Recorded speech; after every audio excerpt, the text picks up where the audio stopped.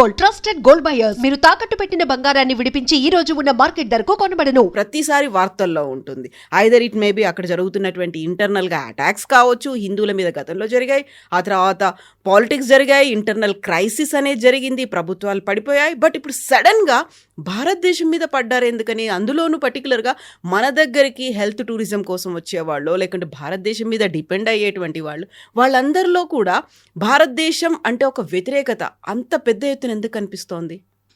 బంగ్లాదేశ్ పాకిస్తాన్ లాగానే ఒక failed state. ఎందుకంటే మనం చూసాం ముజీబుర్ రెహమాన్ గారిని ఆ రోజు అసాసినేట్ చేసినప్పటి నుంచి బంగ్లాదేశ్ ఒక స్టేబుల్ కంట్రీ కాదు. అప్పుడు దాకా కూడా లేరు వాళ్ళు.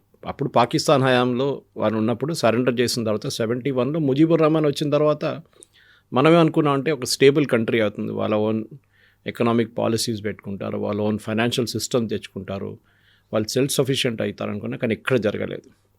ఇప్పుడు కూడా వాళ్ళకి కావాల్సిన ఎలక్ట్రిసిటీలో 15 నుంచి 25% దాకా భారతదేశం నుంచి తీసుకుంటున్నారు. నీళ్ళ కోసం చాలా మట్టుకు మన మీద డిపెండ్ అవుతారు. ఎందుకంటే మన వైపు నుంచి ఫ్లో అయ్యే నీళ్ళు బంగ్లాదేశ్కి వెళ్తుంది. మనం ఆఫ్కోర్స్ దాన్ని ఆపలేము, ఇట్స్ అ న్యాచురల్ ఫ్లో. కానీ ఆపొచ్చు కావాలంటే. పాకిస్తాన్ వైపు మనం చేస్తున్నట్టు చేయొచ్చు అక్కడ కూడా.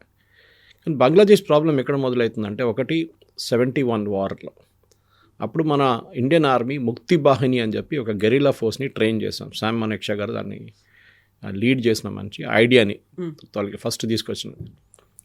ముక్తి బాహిని తర్వాత వాళ్ళు ఏం చేశారంటే, వాళ్ళు ఫ్రీడమ్ ఫైటర్స్గా క్వాలిఫై అయ్యి వాళ్ళకి పెన్షన్ ఇవ్వడానికి అప్పుడున్న గవర్నమెంట్, ముజీబుర్ రెహమాన్ గవర్నమెంట్ అంగీకరించారు. కరెక్ట్. ఇప్పుడు మన దగ్గర బ్రిటిష్ వాళ్ళు వ్యతిరేకంగా పోరాటం చేసిన వాళ్ళని మనం ఫ్రీడమ్ ఫైటర్స్ గారు అంగీకరించి వాళ్ళకి పెన్షన్లు ఇస్తున్నారు. ఇప్పుడు కూడా ఇస్తున్నారు, చాలా వాళ్ళ డిపెండెంట్స్కి ఇస్తున్నారు.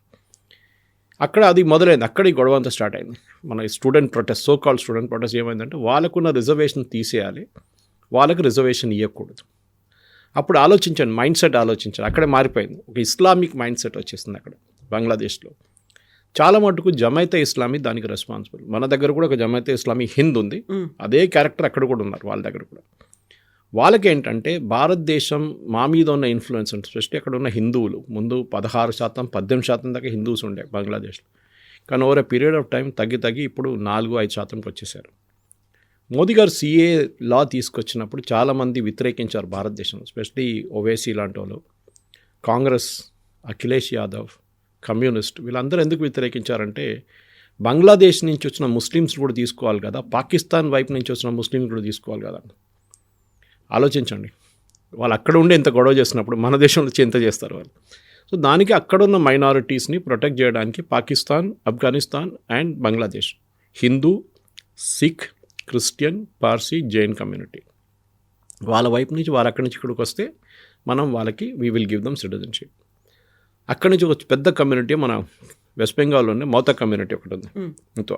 ఆ మతో కమ్యూనిటీకి చాలామంది ఆల్మోస్ట్ ఇప్పుడు 50 లక్షలు ఉందంటారు, కొంతమంది 1 కోటి మంది ఉందంటున్నారు. మన ఎగ్జాక్ట్ నెంబర్ మనకు తెలియదు. వాళ్ళకి ఇప్పుడు సిటిజన్షిప్ ఇష్యూ చేయడం మొదలుపెట్టారు. ప్రాబ్లం ఎక్కడైందంటే, ఈ హిందువులు అక్కడి నుంచి పారిపోయి వచ్చినప్పుడు మిగతా హిందువుల మీద అటాక్లు మొదలైనవి. మనకు కొన్ని శక్తిపీఠలు బంగ్లాదేశ్లో ఉన్నాయి మనకి. ఈవెన్ ఆ శక్తిపీఠల మీద దాడి చేయడం, దుర్గా ఐడల్స్ మీద దాడి చేయడం మనం చూసాం, చాలా మటుకు జరిగింది. లాస్ట్ 2-3 ఇయర్స్లో ఇది జరుగుతుంది కంటిన్యూస్గా. ఎప్పుడు దాకా అక్కడ షేక్ హసీనా ఉందో అప్పుడు దాకా ఆమె ఒక డిక్టటోరియల్గా రూల్ చేస్తుంది, దాంట్లో డౌట్ లేదు. కరెక్ట్. ఎందుకంటే అట్లాంటి దేశం నడిపించాలంటే you should be a dictator. డెమోక్రసీతో నడవదు. ఇప్పుడు చూస్తున్నాం కదా మనం, ఒక పవర్లెస్ యూసుఫ్ ఆయన ఉన్నారు, ఆయన ఏం చేయలేకపోతున్నాడు. కేర్ టేకర్ ప్రైమ్ మినిస్టర్ అని కూడా చెప్పట్లేదు, కేర్ టేకర్ లీడర్ లాగా నడిపిస్తున్నారు ఆయన. Mohammed is not able to control anything, nothing. ఇంకోటి ఏంటంటే, బంగ్లాదేశ్ ఆర్మీ పాకిస్తాన్ ఆర్మీ లాగా కాదు, దే ఆర్ మోర్ అపొలిటికల్. మన ఆర్మీ లాగానే వాళ్ళు ఎక్కువ పాలిటిక్స్లో వాళ్ళు తల చూస్తారు. కానీ ఎక్స్ట్రీమ్కి వచ్చేస్తే డెఫినెట్లీ దే విల్ ఇంటర్ఫియర్. ఇప్పుడు అక్కడ 2 పొలిటికల్ ఫోర్సెస్ ఉన్నాయి బంగ్లాదేశ్లో, మనకు తెలిసిన దానికి. ఒకటి ఖలీదా జియా వాళ్ళ party BNP, Bangladesh nationalist party, Sheikh Hasina వాళ్ళ అవామీ లీగ్. ఎప్పుడు వీళ్ళు నడిమిట్లోనే పోటీ నడుస్తుంది. చిన్న చిన్న పార్టీలు ఉన్నారు మన దగ్గర ఉన్నట్టు, కానీ డైరెక్ట్ ఫైట్ టు ఫైట్ ఉంటాయి వీళ్ళకు. కానీ లాస్ట్ 10-15 సంవత్సరాల్లో ఖలీదా జియా పక్కన జరిపోయి మొత్తం Sheikh Hasina became a absolute ruler. సరే, ఆమె కూడా తప్పులు చేసింది లేదంటే, కానీ ఇది ప్రాబ్లమ్ వాజ్ దిస్. మీరు ఒక జమాతే ఇస్లామీ లాంటి గ్రూప్ని కంట్రోల్ చేయాలంటే you should be an absolute dictator. తీసుకెళ్ళి జైల్లో వేయాల్సిందే. కోర్టులో అపియరెన్స్ కూడా కనిపించకూడదు, అట్లా చేయాలి. ఎందుకంటే కోర్టు రాగానే వాళ్ళకి బెయిల్ వచ్చేస్తుంది, కోర్టులో కూడా వాళ్ళని ప్రెజెంట్ చేయకూడదు. ఇట్లా చేశారు ఆమె చాలా మటుకు. పోలీస్ ఫైరింగ్ జరిగినాయి, అన్నీ జరిగినాయి. కానీ ఇప్పుడు ఈ ఆమె అక్కడి నుంచి పారిపోయిన దానికి అజిటేషన్ నేను చెప్పాను చూడండి, అది started with student agitation against pension and reservation. ఈ ముక్తి బాహిని లాంటి వాళ్ళు ఫ్రీడమ్ ఫైటర్స్కి ఇచ్చిన దాంట్లో అప్పుడు షేక్ హసీనాకి she knew that it was a problem అని చెప్పి తగ్గించుతామని ప్రపోజల్ పెట్టింది ఆమె. సరే we will reduce the reservation. కానీ అప్పుడు కూడా వాళ్ళు అంగీకరించారు, ఎందుకంటే చాలా మంది దాంట్లో ప్రో ఇండియా ఉన్నారు. సో ఆ ముక్తి బాహినీలో పనిచేసిన 90% మంది మనమే ట్రైన్ చేసాం. సో న్యాచురలీ వాళ్ళకి ఒక ప్రో ఇండియా యాటిట్యూడ్ ఉండే. చాలా మటుకు 65, 71 అండ్ ఆఫ్టర్ దాట్ వాళ్ళు బంగ్లాదేశ్ నుంచి చాలామంది ముస్లిమ్స్ కూడా పారిపోయారు బంగ్లాదేశ్ నుంచి. ఒకటి ఎకనామిక్ మైగ్రేషన్ అంటాం, ఒకటి పొలిటికల్ మైగ్రేషన్ అంటాం. ఆ ముస్లిం పాపులేషన్ వచ్చిందంతా ఎకనామిక్ మైగ్రేషన్. అక్కడి నుంచి హిందూ మైగ్రేషన్ జరిగింది was towards Assam and towards Bangladesh నుంచి వెస్ట్ బెంగాల్ వైపు కొంచెం జరిగింది. కానీ మెజారిటీ అస్సాం వైపు వెళ్ళారు. అక్కడ ముస్లిమ్స్ కూడా వెళ్ళారు. ఏఐయుడిఎఫ్ అనే పార్టీ ఉంది చూడండి, బద్రుద్దీన్ అజ్మల్, వాళ్ళ పార్టీ బంగ్లాదేశ్ వాళ్ళే వాళ్ళంతా. ఈ రెండు రాష్ట్రాలకి మెయిన్గా ప్రాబ్లం ఉంది. బంగ్లాదేశ్ ప్రాబ్లం ఇప్పుడు ఏం జరుగుతుందంటే, ఒకటి షేక్ హసీనా అక్కడి నుంచి బయటకు వచ్చేసింది. ఎవరిని వాళ్ళు తిడతారు, ఎవరిని కొడతారు, ఎవరు లేరు. ఇప్పుడు మనమే దొరికాం. భారతదేశం common enemy. Definitely we won't send back Sheikh Hasina. మనం పంపించే ప్రసక్తే లేదు. As much as Taslima Nasrin అక్కడి నుంచి బయటికి తరిమి కొట్టిన తర్వాత కూడా మనం ఫస్ట్ వాళ్ళు ఆమెకి ఇక్కడ we gave our sanctuary and దాని తర్వాత ఆమె యూరోప్కి వెళ్ళిపోయింది. ఇప్పుడు జరుగుతున్న గొడవల్లో మనకు తెలుసు అందరికీ ఈ పర్టికులర్ అసాసినేషన్ హైదీ. ఈ యంగ్స్టర్ ఎప్పటి నుంచి ఉన్నారు, ఐ థింక్ 2016 నుంచి హీఈస్ ఇన్ పాలిటిక్స్. ఎవరు వీళ్ళందరూ ఇప్పుడు కొత్తగా వచ్చారనుకుంటా, కాదు 2016 నుంచే ఉన్నాడు పొలిటిక్స్లో, అంటే స్టూడెంట్ పాలిటిక్స్లో. అక్కడి నుంచి ఒక యాంటీ ఇండియా యాటిట్యూడ్ ఆయనకు ఉంది అప్పటి నుంచే. ఇప్పుడు కూడా ఏం చెప్పారు, మీరు చెప్పినట్లు ఈశాన్ రాష్ట్రాన్ని మేము కలుపుకుంటాం అది అంటే దానికి ఒక హిస్టరీ ఉంది. హిస్టరీ ఏంటంటే సిరాజుద్దౌలా బెంగాల్ రూలర్ ఆ టైంలో పరిపాలిస్తున్నప్పుడు బెంగాల్ అనేది ఇదంతా కలిపి ఒక రీజన్ ఉండే.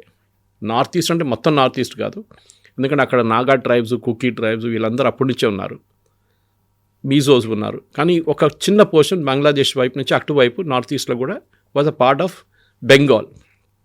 దాని తర్వాతనే బ్రిటిష్ వాళ్ళు డివైడ్ చేశారు చూడండి, హిందూ బెంగాల్ అండ్ ముస్లిం బెంగాల్ అని. ఇప్పుడు ఈ పోర్షన్లో సిరాజుద్దౌలా బ్యాటిల్ ఆఫ్ ప్లాసీ ఓడిపోయిన తర్వాతనే బ్రిటిష్ వాళ్ళతోనే Bengal became a part of India. So దాని నుంచి ఒక హిస్టరీ స్టార్ట్ అయ్యింది. సో వాళ్ళు రీక్రియేట్ చేస్తున్నారు హిస్టరీని. సిరాజుద్దౌలా టైంలో ఉన్న బెంగాల్ మనకి మళ్ళీ తీసుకురావాలి, అది జరగదు, మనందరూ తెలిసిందే. పైప్ డ్రీమ్ అంటాం మన ఇంగ్లీష్లో. ఈ హత్య ఇప్పుడు జరిగిన దాంట్లో వాళ్ళు ఏమో అలెజ్ చేస్తున్నారంటే ఇది ఇండియా చేపించారు, ఎందుకంటే ఇండియా వ్యతిరేకంగా స్పీచ్లు ఇచ్చారు కదా, దానికోసం చేపించారు. ఏ ప్రూఫ్ లేదు, ఏం లేదు, ఒట్టిగా అలిగేషన్స్. దాంట్లో మెయిన్ షూట్ చేసిన మనిషిని పట్టుకున్నారు, ఈజ్ బంగ్లాదేశీ. ఇంకోటేమో డ్రైవర్, 2-వీలర్ డ్రైవర్, ఈయన ఒక ఈ రిక్షాలో పోతున్నప్పుడు షూట్ చేశారు వాళ్ళు. సెకండ్ ఏమో 2-వీలర్ డ్రైవర్ ఎవరు ఉన్నారు వాడిని కూడా పట్టుకుంటారు ఇప్పుడు. కానీ అలిగేషన్ ఇప్పుడు కూడా ఏం చేస్తున్నారు, వీళ్ళు చంపేసిన వాళ్ళంతా ఇండియాలో ఉన్నారని చెప్పి మీరే పట్టుకున్నారు, మీ దగ్గర ఉన్నారు, మీ పోలీసు వాళ్ళు అంటున్నారు మేము పట్టుకున్నాం, మళ్ళీ మమ్మల్ని ఎందుకు చెప్తున్నారు మీరు? సో ఒక యాంటీ ఇండియా యాటిట్యూడ్ని పాకిస్తాన్ ఎంకరేజ్ చేస్తున్నారు దీంట్లో చాలా మటుకు. లాస్ట్ 1 ఇయర్లో షేక్ హసీనా అక్కడి నుంచి బయటకు వచ్చిన తర్వాత పాకిస్తాన్ ఇన్వాల్వ్మెంట్ బంగ్లాదేశ్లో చాలా పెరిగింది. మొహమ్మద్ యూసుఫ్కి అసలు కంట్రోల్ లేదు, ఆయన ఏం చేయరు, ఒక సంతకం కూడా పెట్టలేడు. బంగ్లాదేశ్ ఇప్పుడు జరగబోయేది 2 మెయిన్ థింగ్స్ కవిత గారు. ఒకటి ఎలక్షన్, రెండవది రెఫరెండం. ఇది మన ఎక్కడున్న మీడియా కూడా ఎక్కువ కవర్ చేయలేదు. ఎలక్షన్ జరగబోతుంది, దానికి షేక్ ఖలీదా జియా వాళ్ళ పార్టీ BNP పార్టిసిపేట్ చేస్తున్నారు మేజర్గా, ఎందుకంటే అవామీ లీగ్ని బ్యాన్ చేసేసారు షేక్ హసీనా వాళ్ళ పార్టీని. అక్కడ కార్డర్ బేస్ పార్టీ ఉన్నది BNP ఒకటే, వాళ్ళ అపోనెంట్స్ అనేది ఎవరు లేరు. జమాయతే ఇస్లామీ వాళ్ళు ఉన్నారు, కొంత స్టూడెంట్ యూనియన్ ఇలాంటి వాళ్ళు ఉన్నారు. సో అలిగేషన్ ఏంటంటే ఖలీదా జియా కొడుకు ఇవాళ ల్యాండ్ కావాలండి, yesterday Friday your suppose to land, అదే రోజు ఈ రైట్స్ జరిగింది అక్కడ. ఆయన బహుశా పోస్ట్పోన్ చేసుకుంటూ ఉంటాడు ట్రిప్. వాళ్ళు అక్కడ రాకూడదు, ఇంకొక పార్టీ కూడా అక్కడ ఉంటుంది, ఎందుకంటే అగైన్ BNP అనే ఒక పార్టీ ఖలీదా జియా పార్టీ లాగానే ఇంకొక పొలిటికల్ పార్టీ, వాళ్ళని కూడా ఇక్కడ రాని షేక్ హసీనా లాగా తయారవుతారని చెప్పి వీళ్ళకి భయం ఉంది అక్కడున్న లోకల్ ఇస్లామిక్ పార్టీస్కి. వాళ్ళకు బంగ్లాదేశ్ ఒక ఇస్లామిక్ నేషన్ చేయాలని ఉంది strategy, Jamaate Islami especially. So యంగ్స్టర్స్ని వాడుకుంటున్నారు దానికోసం. ఇప్పుడు జరిగిన ఈ హత్య తర్వాత, ఇప్పుడు జరిగిన గొడవల్లో తగలబెట్టే అధ్యక్షులంతా ఎవరి ఇమేజ్ దెబ్బతిందంటే బంగ్లాదేశ్దే. ఇప్పుడు బాండీ బీచ్ ఒక షూటింగ్ తర్వాత మనందరూ తెలిసింది ఒక యాంటీ ఇస్లామిక్ యాటిట్యూడ్ వెస్ట్లో నడుస్తుంది. అది ట్రంప్ ఎప్పటి నుంచో చెప్తున్నారు. ఇప్పుడు ఆస్ట్రేలియా కూడా ఇంత ఎంకరేజ్ చేసిన తర్వాత వాళ్ళకు కూడా అర్థమైపోయింది ఇది బస్మాసులాగా మన మీద తీసుకొచ్చి పెట్టేశాడు, మన తల మీద చేపెట్టాడని. Same happened in UK. Europe కూడా అదే ఇప్పుడు ఆ భయంలో ఉన్నారు. యూరోప్ కూడా న్యూ ఇయర్ సెలబ్రేషన్స్, క్రిస్మస్ సెలబ్రేషన్లు ఎవరైనా అటాక్ చేస్తారు. లాస్ట్ ఇయర్ కూడా జరిగింది, మీకు గుర్తుంటుంది, న్యూయార్క్లో కూడా. So same thing is going to happen. అప్పుడు ఏం చేశారంటే ఇప్పుడు ఈ 2 పర్టికులర్ క్రూషియల్ దాంట్లో ఒకటి ఎలక్షన్, బహుశా అది పోస్ట్పోన్ కావచ్చు ఇప్పుడు. రెండోది రెఫరెండం. ఈ రెఫరెండం అంటే జూలై చార్టర్ అని చెప్పి వీళ్ళొక చార్టర్ తీసుకొచ్చారు. చార్టర్ అంటే లిస్ట్ ఆఫ్ డిమాండ్స్ అని చెప్పొచ్చు. ఆ చార్టర్ని ప్రజల ముందు పెడుతున్నారు. దాంట్లో చాలా ఉన్నాయి కండిషన్స్. ఒకటి, అక్కడ ఉన్న ప్రధానమంత్రికి ఎక్కువ పవర్లు ఇవ్వకూడదు. వాళ్ళకి భయం ఉంది, ఖలీదా జియా వాళ్ళ పార్టీ వాళ్ళ కొడుకు ఇంకొక షేక్ హసీనా లాగా తయారవుతాడేమో అని. సో ఎక్కువ పవర్ ఇవ్వకుండా ప్రెసిడెంట్ అనే పోస్ట్ కూడా పెడుతున్నారు. సో ఫస్ట్ స్టెప్ ఎలక్షన్ జరిగిన తర్వాత మన లోక్సభ రాజ్యసభ లాగా పెట్టుకుందాం మనం. లోక్సభ ఎలక్షన్స్ వాళ్ళ వైపు నడుస్తున్నప్పుడు దాంట్లో ఎలక్ట్ అయిన ఎంపీలు మీకు ఎంత పర్సంటేజ్ ఆఫ్ ఓట్లు వచ్చినాయి. ఫర్ ఎగ్జాంపుల్ BNPకి రేపు బహుశా 35% ఓట్లు వచ్చినాయి, లేకుంటే 40% ఓట్లు వచ్చినాయి. వాళ్ళు అప్పర్ హౌస్ వాళ్ళ రాజ్యసభకి లేదు, వాళ్ళకి ఇప్పుడు క్రియేట్ చేయాలి. వాళ్ళు 40% మందిని నామినేట్ చేయొచ్చు. మాకు గుడ్ ఐడియా యాక్చువల్లీ, మనం కూడా చేయాల్సింది ఇక్కడ. అట్లనే ఏ పార్టీకి ఎన్ని పర్సంటేజ్ వస్తుందో వాళ్ళంత మందిని నామినేట్ చేసుకోవచ్చు వాళ్ళ వైపు నుంచి. ఎలక్షన్ లేదు, డైరెక్ట్ నామినేషన్ చేసుకుంటారు వాళ్ళు. ఆ అప్పర్ హౌస్ కూడా ఫామ్ అయితే అక్కడ 2 పార్లమెంట్ బాడీస్ ఉంటుంది. ఒకటి వాళ్ళు పేరు పెట్టలేదు కానీ they will be 2 houses, lower house and upper house. దీంట్లో ఈ ఎలక్షన్ నడుస్తూనే అది చేయొచ్చు. సో రెఫరెండం అప్పుడే జరుగుతుంది. రెఫరెండం ఏంటంటే ఇది ఒక కండిషన్, ఇది కావాలన్నా వద్దా అనేది ఈ ఎలక్షన్ తర్వాత వస్తుంది. That do you want a presidential system of government. President ఎవరు ఎలక్ట్ చేస్తారు? ఈ అప్పర్ హౌస్ వల్ల ఎలక్ట్ చేస్తారు. అప్పర్ హౌస్ ఎవరు? నామినేట్ చేసిన వాళ్ళు. Now we're coming to Pakistani style. పాకిస్తాన్లో ఇదే గేమ్ ఆడారు, ఇదే పాకిస్తాన్ చేయి ఇక్కడ చూపిస్తుంది. పాకిస్తాన్ అనేది సిమిలర్ సిస్టమ్. దానికి చూడండి, వాళ్ళ ప్రెసిడెంట్ ఎవరైనా కానివ్వండి, ఆర్మీ వైపు నుంచో జియావుల్ హక్ టైం నుంచో ఎప్పటి నుంచో అయినా కానీ they are very very powerful వాళ్ళ పోస్ట్లో. ఇంకోటి ఏంటంటే ప్రైమ్ మినిస్టర్కి ఒక number of terms like US ప్రెసిడెంట్కి ఇస్తున్నట్లు 2-3 టర్మ్స్ పెడుతున్నారు. దానికన్నా ఎక్కువ మీరు పోటీ చేయలేరు. సో దట్ మీరు ఇంకొక షేక్ హసీనా లాగా తయారకూడదు. గుడ్ ఐడియా అని చెప్పచ్చు, దాని ప్రాబ్లం ఏం లేదు, మనకేం ప్రాబ్లం లేదు. వాళ్ళ దేశం వాళ్ళు నడిపించుకోవాలి. అది అట్లాంటి చాలా కండిషన్స్ పెట్టారు. ఓకే, కానీ వాళ్ళు ఏమడుతున్నారు, ఒకటే రెఫరెండంలో 12 క్వశ్చన్లు ఉన్నాయి. అన్ని పాయింట్స్కి ఒకటే ఆన్సర్ ఇవ్వాలి మీరు. మీకు దాంట్లో 12లో లేకుంటే 4-6లో మీకు 2 నచ్చకపోవచ్చు. You can't say no to it. You are giving 1 option only, yes. ఇదే ట్రిక్ పాకిస్తాన్లో జియావుల్ హక్ యూజ్ చేశారు when he was the dictator. Absolute. ఆయన చేసి ఇట్లాంటి ఒక రెఫరెండం పెట్టి దాంట్లో last one was a salutation to Allah. మీరు ఇస్లామిక్ రూల్ దాని గురించి, అల్లా గురించి, పీస్ బీ అపాన్ హిమ్ అని చెప్పి ఒక చిన్న కండిషన్ పెట్టాడు. ఈ చూసిన వాళ్ళు ఫస్ట్ 13-14 వాళ్ళకి నచ్చలేదు, కానీ లాస్ట్కి వచ్చినప్పుడు ఇది ఉంది, ఇది నో అని చెప్తే మళ్ళీ వాట్ హ్యాపెన్ టు అస్ అని చెప్పి ఎస్ అని కొట్టారు వాళ్ళు. అన్అవాయిడబుల్గా ఉంటుంది అక్కడ. సో దాంట్లో he was able to appoint prime minister power. ఆ పవర్ ఇచ్చారు జియావుల్ హక్కి. And one guy came, he was, I forget his name, he was absolutely useless guy. దాని తర్వాతనే వితిన్ 3 నెలలు అనుకుంటా, 3-4 నెలల తర్వాత జియావుల్ హక్ని CIA వాళ్ళు వాళ్ళ ప్లేన్లో C-130లో బాంబ్ పెట్టేసి పేల్చేసి చంపేశారు. క్రేట్ ఆఫ్ ఎక్స్ప్లోడింగ్ మ్యాంగోస్ అని చెప్పి ఒక స్టోరీ కూడా, బుక్ కూడా వచ్చింది. అక్కడ బావల్పూర్ వెళ్ళినప్పుడు మామిడికాయలు ఉన్న ఏరియా, అక్కడ పెద్ద పెద్ద క్రేట్లు ఎక్కించేశారు జియావుల్ హక్ కోసం. దాంట్లో బాంబ్ పెట్టి he was rejected out of the aircraft. ఇదే మోడల్ బంగ్లాదేశ్లో రిపీట్ అయింది. ఇప్పుడు యూసుఫ్ ఏమంటున్నారు, నేను ఎలక్షన్ నడిపించి నేను వెళ్ళిపోతా అంటున్నారు. కానీ బంగ్లాదేశ్ ఎకనామిక్ కండిషన్ ఎట్లా ఉందంటే వాళ్ళు పాకిస్తాన్ కన్నా దారుణ స్థితిలో ఉన్నారు. అక్కడ 2-3 మేజర్ ప్లేయర్స్ ఆడుకుంటున్నారు. ఒకటి US, వాళ్ళకి చాలా పెద్ద ప్రెసెన్స్ ఏంటంటే వాళ్ళకి బంగ్లాదేశ్తో సంబంధం లేదు, మాకు చైనాని ట్రాక్ చేయాలి. ఒకటి అరుణాచల్ ప్రదేశ్ వైపు నుంచి, అంటే నార్దర్న్ ఇండియా, మీరు టాప్ ఆఫ్ ద బంగ్లాదేశ్ కూర్చుంటే almost you can watch China from there. ఇటువైపు ఏమో సౌత్ చైనా సీ, చిట్టగాంగ్ నుంచి చత్తోగ్రామ్ అంటారు. ఇప్పుడు అక్కడి నుంచి మీరు మొత్తం బే ఆఫ్ బెంగాల్ నుంచి సౌత్ చైనా సీ కంట్రోల్ చేసుకోవచ్చు. మయన్మార్లో కూడా 2 బేసులు తీసుకున్నారు US. ఆల్మోస్ట్ మన అండమాన్ నికోబార్ ఐలాండ్ దగ్గర తీసుకున్నారు. ఎందుకంటే ఆ మయన్మార్ చైన్లో లాస్ట్ అండమాన్ నికోబార్ నుంచి 50 కిలోమీటర్ దూరంలో ఒక చిన్న ఐలాండ్ ఉంది, కోకో ఐలాండ్స్ అని. బహుశా దీంట్లో ముందు కూడా చెప్పుంటాను నేను ఆ కోకో ఐలాండ్స్ గురించి. ఆ కోకో ఐలాండ్స్ చైనా కూర్చున్నారు అక్కడ. So US wants to watch China, China wants to watch US, and China wants to watch India. పెద్ద జియో పొలిటికల్ గేమ్ నడుస్తుంది ఇక్కడ. సో US ఇంట్రెస్ట్ అది, వాళ్ళకి ఇంకేం ఇంట్రెస్ట్ లేదు. దాని తర్వాత నెక్స్ట్ ఇంట్రెస్ట్ పాకిస్తాన్. వాళ్ళకి భారతదేశం మీద చేయాల్సిన స్టేజింగ్ పోస్ట్, ప్రొటెస్ట్ కానివ్వండి, మిలిటరీ అడ్వెంచర్ అయితే చేయరు వాళ్ళు, అది చాలా క్లియర్. ఎందుకంటే ఏమైనా చేస్తే, ఇప్పుడు నిన్ననే మనం మణిపూర్లో కొత్త బ్రిగేడ్ ఫార్మేషన్ పెట్టాం. అది కాకుండా కొన్ని air force bases open up చేసాం మనం అటువైపు, north east, even Arunachal Pradesh వైపు. సో వీఆర్ స్ట్రెంగ్థనింగ్ ఆ సిలిగురి కారిడార్ అని చెప్పి చికెన్ స్నెక్ ఆ ఏరియా మొత్తం మనం స్ట్రెంగ్థన్ చేస్తున్నాం మనం. వాళ్ళు ఏం చేయరు అక్కడ, నో మిలిటరీ అడ్వెంచర్ చేయరు. కానీ పాకిస్తాన్ కావాలని చెప్పి మన దగ్గర కశ్మీర్లో చేస్తున్నట్లనే కొన్ని టెర్రర్ గ్రూప్స్ మన వైపు పంపించడానికి మొదలు పెడతారు. కానీ ప్రాబ్లం ఎక్కడ వస్తుందంటే టెర్రర్ గ్రూప్స్ ఎక్కడ పంపిస్తారు మీరు? పంపిస్తే ఫస్ట్ వెస్ట్ బెంగాల్కి రావాలి కదా, అక్కడ మొత్తం వాళ్ళు ఉన్నారు, బంగ్లాదేశ్ వాళ్ళు ఉన్నారు, వాళ్ళ మీద దాడి చేస్తారా మీరు? చేయలేరు. సో అక్కడ ప్రాబ్లం. సో నార్త్ ఈస్ట్ని ట్రై చేస్తారు బహుశా, అక్కడ ఏమైనా డిస్టర్బెన్స్ క్రియేట్ చేస్తున్న వాళ్ళ గ్రూప్స్ని వాళ్ళకి షెల్టర్ ఇస్తారు. ఫర్ ఎగ్జాంపుల్ పరేష్ బరువా ఉల్ఫా 2 గ్రూప్ది చీఫ్, ఆయన ఇప్పుడు చైనాలో ఉన్నాడు. India designated terror group Assam group అది ULFA, united liberation front of Assam, that is the full form of ULFA. Paresh Barua second chief, first ఆయన సరెండర్ చేసేసాడు, సెకండ్ ఆయన కమాండర్గా ఉన్నాడు. ఆయన ఇప్పుడు చైనాలో ఉన్నారు.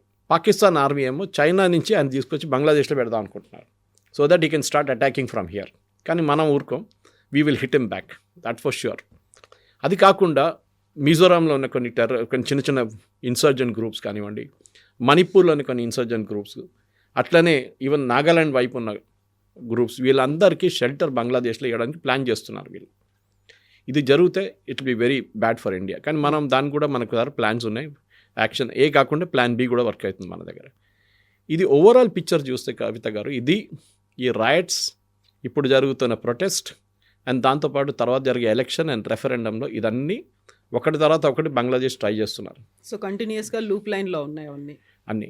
కానీ మన వైపు నుంచి వీఆర్ ప్రోయాక్టివ్, మనం బయట ఎక్కువ మాట్లాడము. అజిత్ దోవల్ గారు కానివ్వండి, రా కానివ్వండి, ప్రధానమంత్రి మోదీ కానివ్వండి, రాజ్నాథ్ సింగ్ కానివ్వండి, Amit Shah garu, they will not talk about what you're doing. చేయకూడదు కూడా. మనం ఏం చేయాలో మనం సైలెంట్లీ చేసుకోవాలి.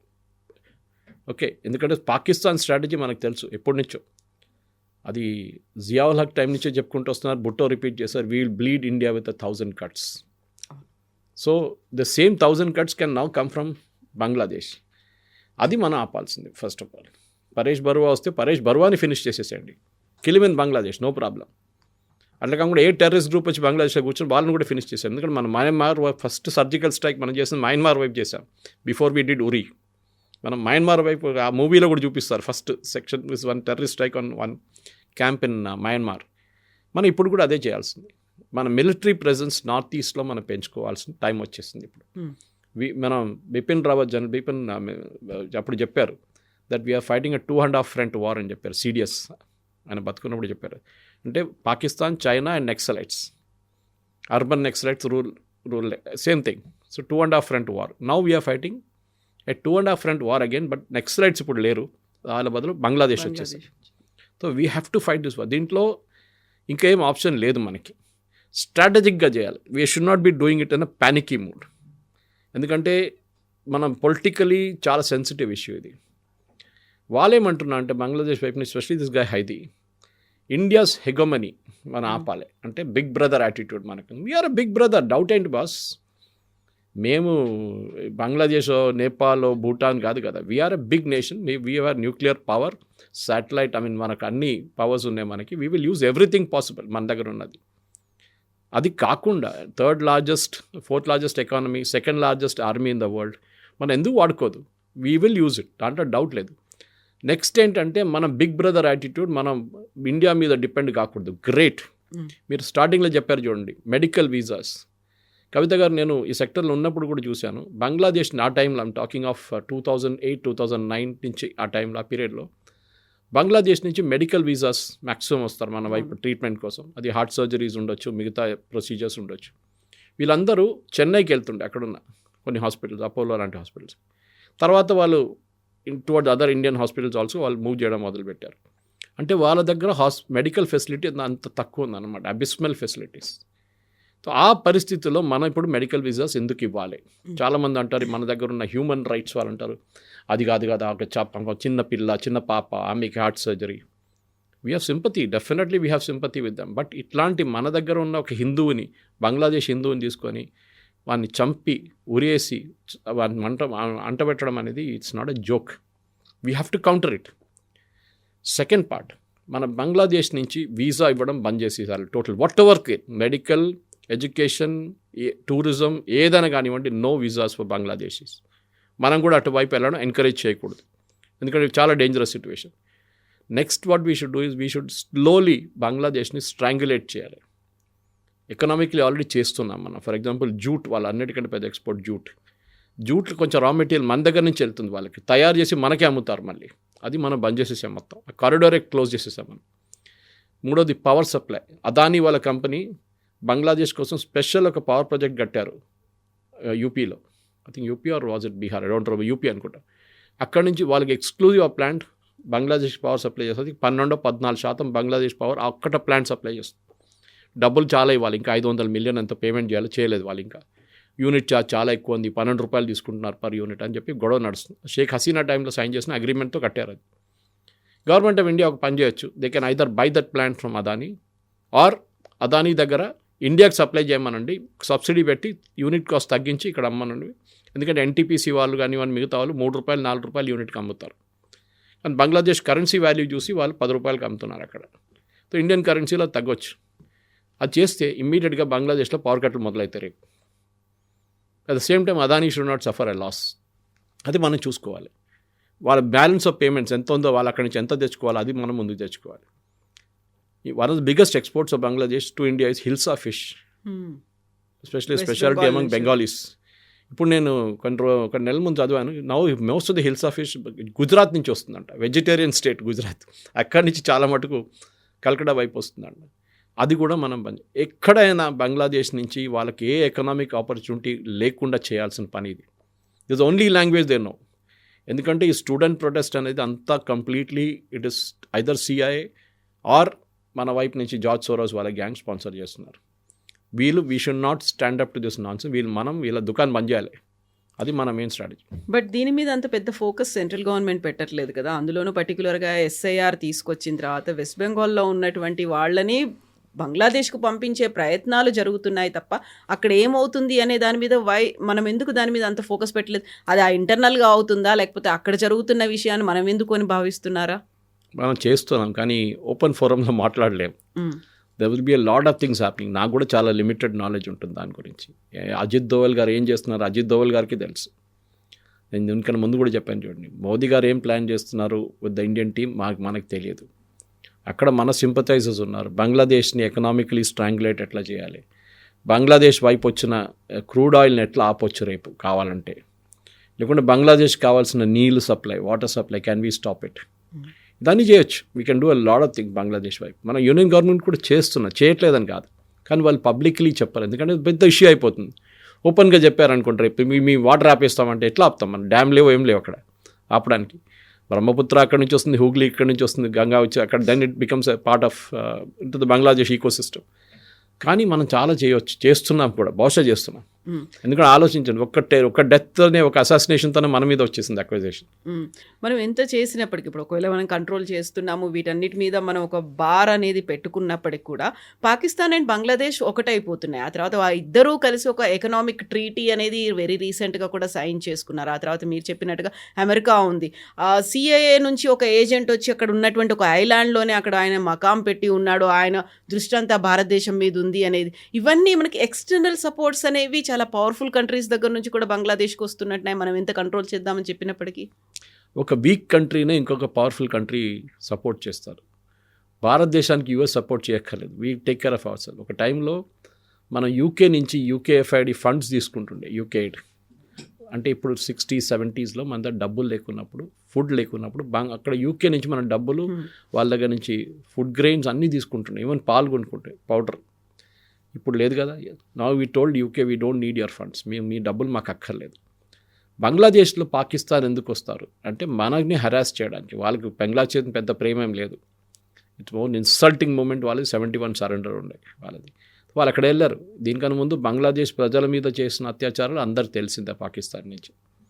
సో అది వాళ్ళు మర్చిపోరు ఇప్పుడు. రేపు అక్కడ ఇంకా ఇన్సర్జెంట్ లోకల్ మూమెంట్ స్టార్ట్ అవుతుంది కావచ్చు. Another Mukti Bahini can be born, possibly created by India. తెలియదు మనకి. మనం ఎప్పుడు మనం చేసినా అని చెప్పకూడదు.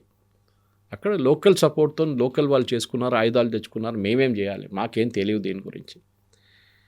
సెకండ్ ఈజ్ అక్కడున్న పొలిటికల్ సిస్టమ్ అంత స్టేబుల్ కాదు. ఇప్పుడు బిఎన్పి పార్టీ రేపు పవర్లో వచ్చారనుకోండి, వాళ్ళు కూడా ఇదే పాలసీ ఫాలో చేస్తారు. వాళ్ళు షేక్ హసీనా లాగా ఇంకొక పాలసీ, ఇంకో డిక్టేటర్ పార్టీగా మారిపోతారు వాళ్ళు కూడా. వీళ్ళేమంటున్నారు, షేక్ హసీనాని హ్యాండ్ ఓవర్ చేయండి, మేము చేయం, భారతదేశం will not hand over under any circumstances. మనకి బంగ్లాదేశ్ మీద అబ్సల్యూట్ కంట్రోల్ ఉండాల్సిందే అని చేయొచ్చు కూడా కావాలంటే. కానీ ఇమ్మీడియట్గా మనం చేయగలం, స్టెప్ బై స్టెప్ మనం కూడా we will bleed Bangladesh with 1000 cuts. అది ఈ యంగ్స్టర్స్ని పెట్టుకొని పెద్ద డ్రామా చేసి తగలబెట్టి అది చేసి న్యూస్ పేపర్ అవి తగలబెడితే వాళ్ళ ప్రాబ్లం అది. కానీ మన మిషన్ మీద చేయబెట్టారో, మన ఎంప్లాయీస్ మన ఎంబసీ స్టాఫ్ మీద చేయబెట్టారో, అప్పుడు మన గేమ్ మారిపోతుంది. అది మన కాబూల్లో చూసాం. మన ఎంబసీ మీద దాడులు చేయించింది పాకిస్తాన్. అప్పుడున్న అల్ఖైదా గ్రూప్స్ కొంత గ్రూప్స్ని యూజ్ చేసి మన కాబూల్లో ఉన్న మన ఇండియన్ ఎంబసీ మీద దాడి చేశారు. 2-3 చనిపోయారు అటాక్లో, ఇంక్లూడింగ్ CISF కానిస్టేబుల్. మనం ఏం చేసాం, అదే రిటర్న్ ఫేవర్ వాళ్ళకి ఇచ్చాం పాకిస్తాన్కి. పాకిస్తాన్ ఎంబసీ మీద దాడి చేయించాం మనం. Of course no will not talk about it, but చేశారు. ఎవరు చేశారు మాకు తెలియదండి, ఎవరో చేశారు. లోకల్ వాళ్ళు వచ్చి సూసైడ్ బాంబింగ్ చేశారు మీ మీద. ఆ రోజు పాకిస్తాన్ గేమ్ బంద్ చేసేసారు కాబూల్లో. మన మీద దాడి లేదు, ఎందుకంటే పెట్టుకో మా మీద కొడితే మేము మిమ్మల్ని కొడతాం, అంతే సింపుల్. ఆ మహాత్మా గాంధీ ఫిలాసఫీ ఇప్పుడు పనికిరాదు. ఇక్కడ కొడితే ఈ చంప మీద కొడితే ఈ చంప చూపించండి, అది ఇప్పుడు నా చంప మీద కొట్టే నేను ముఖం మీద కొడతాను, అంతే. ఆ పాలసీ ఇండియాలో వస్తుంది, గర్మే గుస్కే మారింగే. ఆ పాలసీని మనం ఫాలో చేస్తున్నాం ఇప్పుడు. సో బంగ్లాదేశ్ కూడా అంతే. ఇది ఒక పెద్ద హైప్ నడుస్తుంది లాస్ట్ 2 రోజుల నుంచి, ఈ తగలబెట్టడము, ఇమేజెస్ అంతా చూడండి.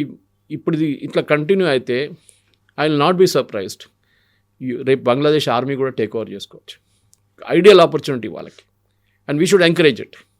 మన వైపు నుంచి ఎంకరేజ్ చేయాలి, చేసుకోండి. ఎందుకంటే ఎంతమంది కొట్లాడతారో, తల కొట్టుకుంటారో, వాళ్ళు వస్తారో, మనకే మంచిది. That nation is a failed state.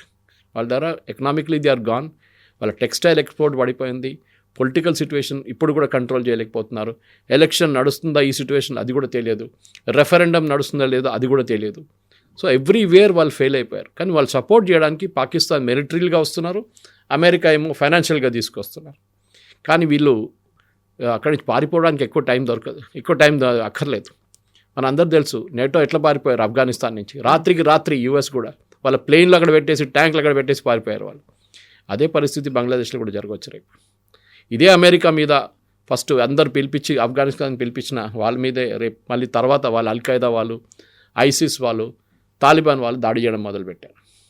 బంగ్లాదేశ్లో ఎందుకు జరగదు, అక్కడ కూడా జరుగుతుంది. కానీ అక్కడ రిలీజియస్ గ్రూప్స్ చాలా పవర్ఫుల్ ఉన్నారు, ఎస్పెషలీ ది ఇస్లామిక్ రెబెల్స్. వాళ్ళని జమాతే ఇస్లామీ లాంటి గ్రూప్స్ని మనం కంట్రోల్ చేయాలి. వాళ్ళ మీద భారతదేశం నుంచి ఏమైనా సపోర్ట్ ఇస్తే అది మనం ఆపాల్సింది. ఇక్కడున్న వాళ్ళని తీసుకెళ్ళి జైలు వేసారు. మూడోది, మీరు చాలా ఇంపార్టెంట్ పాయింట్ పెట్టారు, మీరు మిస్డ్. ఇక్కడున్న బంగ్లాదేశ్లో ఒక్కడిని కూడా ఉంచుకోకూడదు. ప్రతి బంగ్లాదేశ్ని తీసుకొని పట్టి డిటెన్షన్ సెంటర్లు వేసాడు ఫస్ట్. పంపించడం ఆ బార్డర్ వైపు వాళ్ళంటారు, మా వాళ్ళు కాదంటారు. So right now situation we cannot send them across the border. So మనం డిటెన్షన్ సెంటర్ పెట్టి యూపీలో చేస్తున్నట్లు ఇప్పుడు అస్సాంలో ఒక 15 మందిని నిన్న పంపించారు కంపల్సరీగా. ఎప్పుడో ఐడెంటిఫై చేసిన వాళ్ళు, ట్రిబ్యునల్ వాళ్ళు చెక్ చేసి వీళ్ళు దే ఆర్ బంగ్లాదేశీస్ అని చెప్పి సుప్రీంకోర్టు అడిగారు ఎన్ని రోజులు తీసుకుంటారు వాళ్ళు పంపించడానికి. ఇప్పుడు పంపిస్తున్నారు. ఎవ్రీ స్టేట్, భారతదేశంలో ప్రతి స్టేట్ ఎవరైనా స్టేట్ గవర్నమెంట్ వాళ్ళని సపోర్ట్ చేస్తే దట్ స్టేట్ గవర్నమెంట్ ఆల్సో వాళ్ళ మీద కూడా చర్యలు తీసుకోవాలి. That they are supporting terrorist. వీళ్ళని ప్రతి బంగ్లాదేశ్ వాళ్ళని ఐడెంటిఫై చేసి డిటెన్షన్ క్యాంప్లో పెట్టి ఎంత జల్దీ అయితే అంత బంగ్లాదేశ్ పంపించేసేయాలి. And that should be our strategy. అప్పుడే వీళ్ళు లెసన్ నేర్చుకుంటారు. ఎందుకంటే ఈ మమతా బెనర్జీ కానీ మిగతా కాంగ్రెస్ లీడర్స్ సపోర్ట్ చేయడం, కమ్యూనిస్ట్ వాళ్ళంతా వీళ్ళు మన దేశానికి చేస్తున్న పెద్ద ద్రోహం ఇది. ఈ బంగ్లాదేశ్ వాళ్ళని సపోర్ట్ చేస్తున్నాం. అది మనం ఆపాల్సిన టైం వచ్చింది. This is an ideal opportunity. ఇప్పుడు ఈ ఆపర్చునిటీని తీసుకొని మనం ఒక ఫైనల్ ఫినిష్ చేసేయాలి, చెక్మేట్ చేసేయాలి గేమ్ ఇక్కడ.